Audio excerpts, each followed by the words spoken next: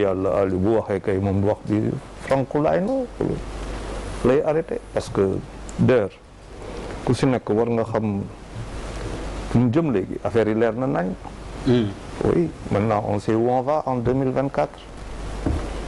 Tu es sûr, Charles? Ah, non, leer na nañ.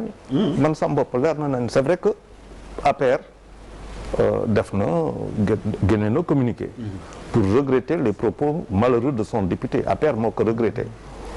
Mais quand on voit avant que communiqué boobu génn déclaration yu am, moi je dis non, c'est pas possible. nag un peuple averti en vaut deux. xam nga boo génnee machette nga xam man lu ma yor da nga ko xam. et voilà comment on avance boo génnee machette ma génnee fusil nga génnee kii ma génnee missile fa lañ jëm. ça veut dire que on a posé et ça me fait très mal parce que dafa am wax boo xamante ne waru fi am. wax boobu mu ngi tàmbale les conditions que pour mu am ont été posées en décembre 2019 ba tey ñu ngi siy wax. loo xamante ne kan waru si wax.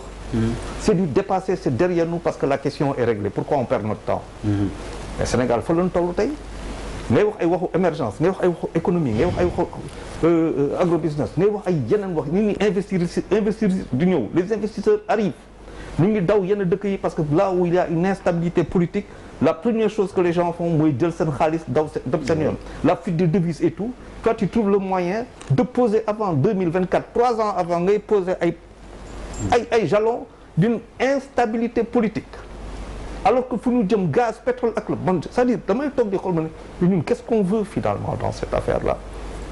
yaa ngi posé des questions mais sànq d'ailleurs c'est vrai que les temps ont changé. Moi je suis un peu choqué quand je vous entends parler parce que ñëpp ay juum mais s'excuser aussi c'est pas tout le monde par contre du ñëpp a mën am hauteur boobu am humilité boobu.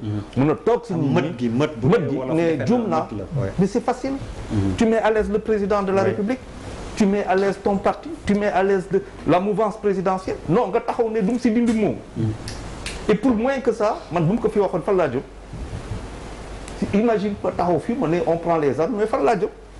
Ce qui est valable pour un Sénégalais n'est pas valable pour l'autre Sénégalais mais ça ce n'est plus possible et ça dure ça fait quand même fii on a vu ay nit yoo xamante ni dañ fi ay luñ fi def ay tot yu rëy la anañu en liberté c'est pas n'importe qui peut faire ça il faut que le pouvoir se ressaisisse.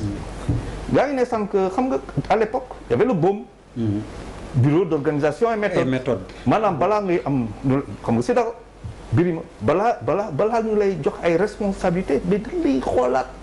bëgg kii na mbot parce que wax c'est pas parce que la salle est fermée xam nga et c'est là que y a le grand problème de discipline d'état d'esprit le mindset des Sénégalais la bonne pratique des Sénégalais mais yoon boo ñëwee boo amee la bonne pratique c'est pas parce qu'il y a du monde ou il y a pas de monde que je réveille mon discours va changer mon discours doit rester le même quand bi surtout bu fekkante ne kilifa la mais lu may wax dama koy xool quand comme tu as dit pour te résumer c'est wéet gore wéetali ko gore mais c'est tout c'est-à-dire le problème qu'il y a c'est-à-dire man c'est ça qui me fait peur mooy que ñu ngi dugal Sénégal ci instabilité zone de turbulence boo xamante ne ñu ngi pare seen machette y a pas de problème ñeneen ñu ngi pare leneen loolu bu dee loolu lañu commencé xalaat dès maintenant mais ñaan nañ ci yàlla musal on a 3 ans de souffrance. Allez.